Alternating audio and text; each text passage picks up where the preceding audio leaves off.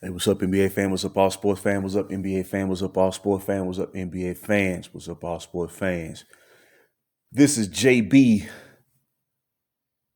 for Behind the Bench channel, the Behind the Bench podcast, the Behind the Bench show. I'm going to drop in and continue my conversation about the NBA super teams. It's caused a lot of conversation. It's caused a lot of controversy. And it's caused a lot of rift. And honestly, I believe it's caused a lot of chaos. Now, on the surface, it sounds good. It looks good. They dress it up as some revolutionary act when superstars, multiple superstars, decide to join forces or come up with a way to do so, whether it's through free agency or superstars requesting a trade, out the box. When I look back on it, and as I said, the origin of the super team, if one really pulls back the pages and do their research, they'll find that, first of all, the term super team did not really exist until the super team era started, which means there were no super teams in the 60s, the 70s, the 80s, the 90s, or the 2000s. Now, you had great teams. You had all-time championship teams. You even had dynasties. But you did not have super teams.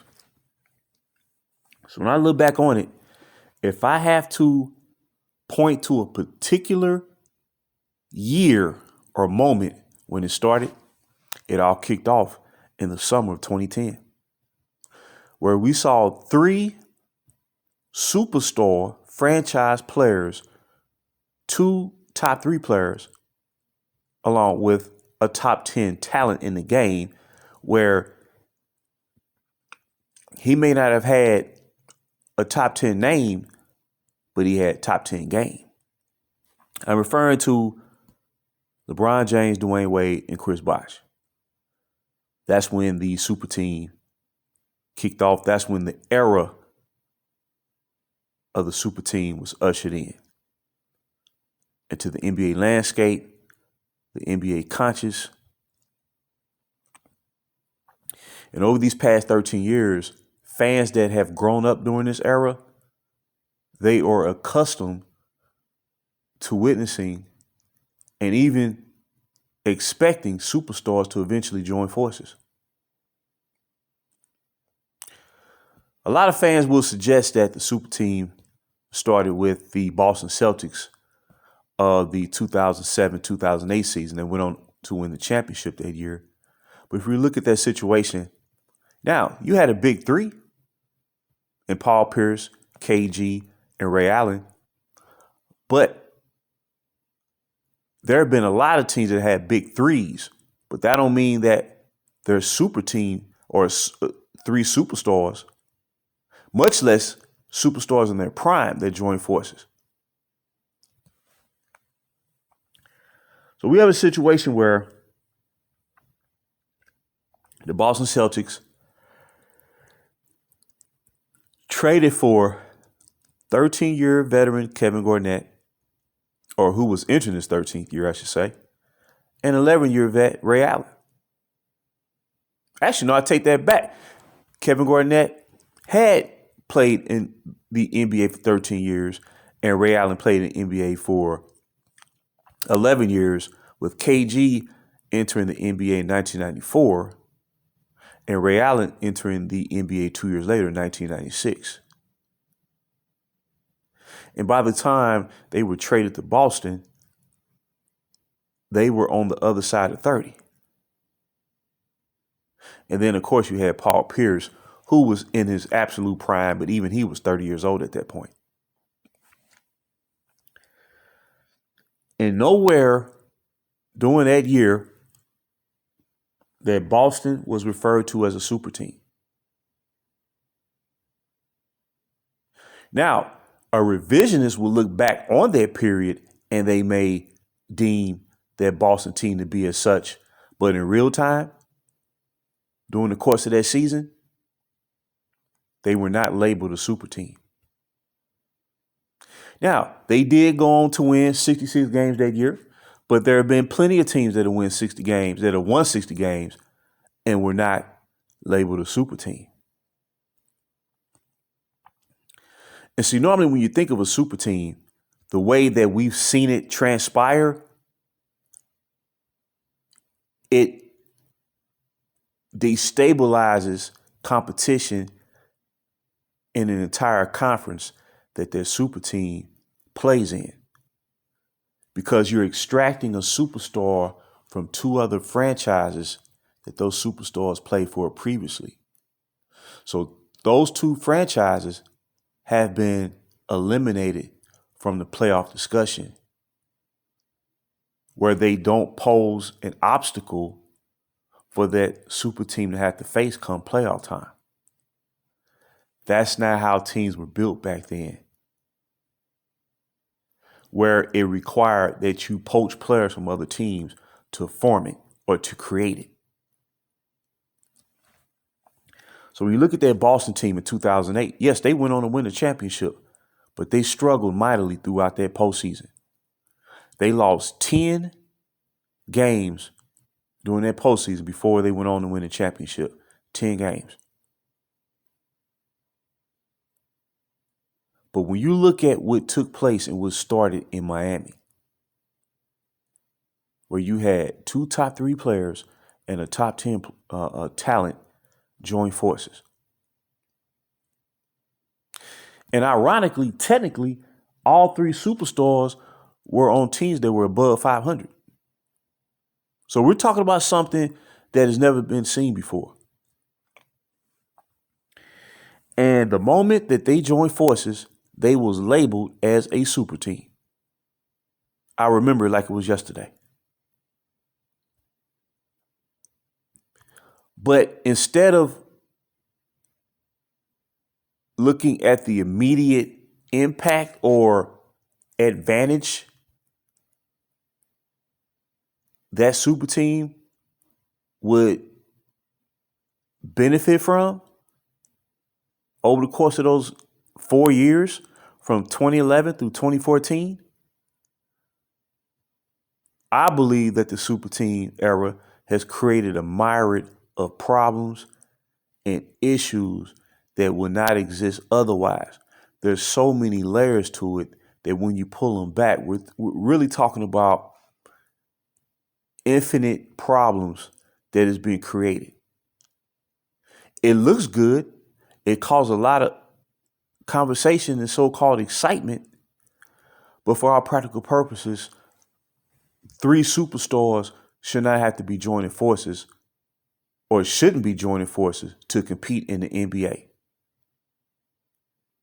Much less prime superstars. Now, we've seen instances in the past where veteran players who were once superstars and they're long past their prime, they've been in the league so long, if they had not won a championship at that point of their career, that they will go ahead and try to go to a team that gives them the best chance of winning the championship because they pay their dues, competing in the league for as long as they have. Well, basketball fans understood that attempt for those players to try to win a championship under those circumstances, because that player has competed and struggled and battled for a long time, the attrition of it all. So fans would understood that. So when we saw Charles Barkley, go to Houston to play with Hakeem Olajuwon and Clyde Drexler in the beginning, well, all 3 of those players were past their prime at that point, to where they would not gain an unfair competitive advantage versus the rest of the competition.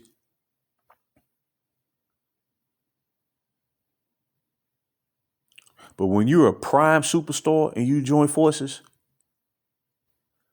it's created more problems than it's worth. And one of the main problems I believe primarily is that competition has been devalued. Now, they play as NBA players, but in terms of really determining who's the best, that has been obstructed over the past coming on close to 15 years now. In generations and decades prior, we then had an issue. Russell and Chamberlain.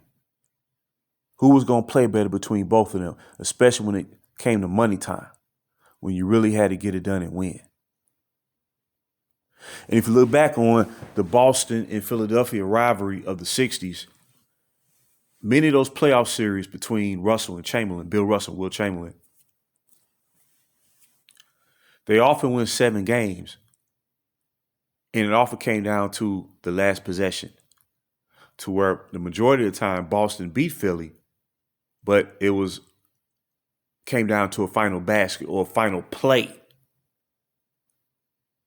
It wasn't like Boston was running the table when they eventually solidified their place in history as a dynasty and the team of the 60s. In the 80s, you had Magic and Bird. Bird and Dr. J, Julius Erving. Bird versus Isaiah Thomas. And then Michael Jordan came into the picture as a rookie in 1984-85 season. And then his teams when they started to ascend upon the NBA ranks, we all know about the famous Chicago Bulls versus Detroit Pistons rivalry, where they played each other 4 straight years in the playoffs. And Detroit had the upper hand initially. And when Chicago finally broke through, it was mainly because Chicago's superstar outplayed Detroit's superstar, where we had a definitive understanding as to who was who. That's what this super team era is taking away. So now it's more about how much talent do you have on your team to give you the advantage, rather than are you, as the superstar of your team, going to lead your team to the promised land, where it requires a greater degree of competition and attrition to achieve that goal. So what I'm trying to say is, it's not about talent. It's about mentality. And the mentality of the superstars who have partaken in this venture to team up, the mentality is shifted from what we saw superstars of the past rely on to succeed, and to take their team as far as the superstar can lead them. And as a result, you remember the efforts of those players who competed as superstars. And that's what elevated the game of basketball and the NBA in general. And there's been so many counterproductive residual effects from this super team era that you can't really summarize it in 1 or 2 sentences or 3 or 4 pages. It really has to be broken down. Because when you see one group of superstars try to stack the deck and form a super team, Well, eventually, another superstar down the road will soon follow that path and try to duplicate that same attempt. But the longer this era of superstars joining forces continues, the more extreme those attempts and those measures that superstars seek to join forces becomes. But the drawback is, one of the many drawbacks is, it's at the expense of the organization that player now represents. And decisions that you would never think to do pre-super team era, you find up doing in the actual super team era. But what's funny is a lot of basketball insiders, knowing that this era has been a detriment in terms of the competitive fabric and truly determining who's the best. I'm talking about truly determining who's the best, not based on stats or anything to that degree, but in terms of competition. Perfect example, and I'll wrap it up. Michael Jordan and Clyde Drexler during the 91-92 season, they would prove to be the MVP of the league and the runner-up to MVP. And you knew they was on an eventual collision course. You knew it. You saw it coming. You knew that it was going to happen from the beginning of the season. You had Michael Jordan, the defending champion, at the peak of his powers, versus Clyde Drexler, who was playing in his absolute peak prime form. Where Jordan was considered the best player in the game, and that season, Clyde Drexler proved to be the second best player of the game entering the playoffs. So the stage was set to where the Bulls, Chicago Bulls, and the Portland Trail Blazers, who many people projected to meet in the finals the year previously in 1991, we finally got a showdown for the ages to where you really didn't know who was going to win that series. Even though the Bulls had the league's best record,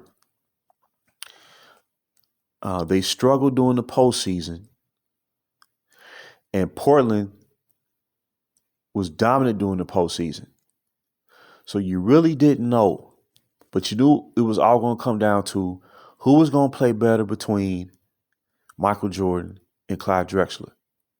Now, of course, basketball is a 5-player sport. It's a team sport. So you do need the support of your teammates to achieve victory. But it still came down to which superstar was going to play the best. Where it proved to be Jordan, Michael Jordan, who will go on to win his second championship in back-to-back consecutive fashion. But in the super team era, it's more about the team that is more superstar laden is the team that's picked or favored to win. It's a difference. You're still determining who's going to win the championship, but it's not based solely on that single definitive superstar as to whether they're going to lead their team to victory or not when the stakes are at its highest. And when you're playing under that context, the superstar is required to elevate the teammates around him to where they play better because of his determination to get the best out of them. But the super team doesn't operate in that fashion. It's about superstars playing off of each other's talent. But ironically, the teams that were led by a primary superstar that won, those teams are remembered more than the teams that, when they do win under the super team model, those teams don't seem to resonate as long as those story teams from the past. Or even a team like the 2011 Dallas Mavericks, who was led by a single superstar in Dirk Nowitzki, who completed one of the greatest playoff runs in the history of the NBA playoffs, along with the Hakeem Olajuwons and what he did in 1994 and 95. You can include Steph Curry and what he achieved last year, and Kobe Bryant, what he did in 2009 and 2010. It stands out more because the attrition and the competitive fervor is greater. There's more intensity involved. And when I look at the super team, I see it as a detriment to basketball in general. And once we move beyond this era, as I said before, it's not about the talent, it's about the mentality. And when you notice when you play under this model of super teaming, when you fall short, superstars tend not to stay the course, and they want to venture elsewhere. Well, back then, you had to persevere and come back with more determination year to year to year until you ultimately achieve your goal. And those teams, even if they didn't win a championship, they were darn good teams. And their star player, more often than not, played the entire career for the team who drafted them. The super team era seems to cultivate or result in more player turnover, roster overhauls, superstars going from here to there. And what gets subsided and what gets offset is competition. So I just wanted to break that down a little further. And I'll be talking more about the super team in later videos coming up soon. But as I mentioned before, it sounded like a great concept. I never got used to it. I never could comprehend the fact that 3 superstar franchise players would be willing to team up and join forces. To this day, I don't really see it as competition in the fullest form, because it's not. That's why they call it a super team, because it carries a context of we're going to try to create such an advantage that will reduce the amount of attrition that we would have to face otherwise in pursuit of winning. And that undermines the great past of this league for those superstars who truly had the Bill Russells, the Willis Reeds, Rick Barrys, and I can go on and on, who truly led their team to the top. It's a difference. Even though Magic had Kareem and Abdul-Jabbar and James Worthy, Magic Johnson was the driving force behind what became famously known as Showtime Lakers. He was the driving force. So go Magic, so go the Lakers. Same thing with Larry Bird. He had McKellen Parrish, but Larry Bird, as a rookie, had led his team to 60 wins, a 28-game improvement, which was a record at that time from the previous season. That's because of Larry Bird's talent, competitiveness, understanding of the game. And that allowed Boston to build their team accordingly with players who can complement Larry Bird on the court and be successful at it in a team concept. But in closing, as I mentioned before, I'm going to be talking about this in later videos. because I feel that it really needs to be discussed. The super team era, I believe, needs to come to an end.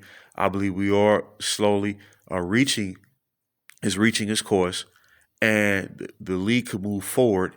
And I believe play will improve as a result. Now you got to really start relying on your skills as a player post super team. And I believe the NBA would be better off for it.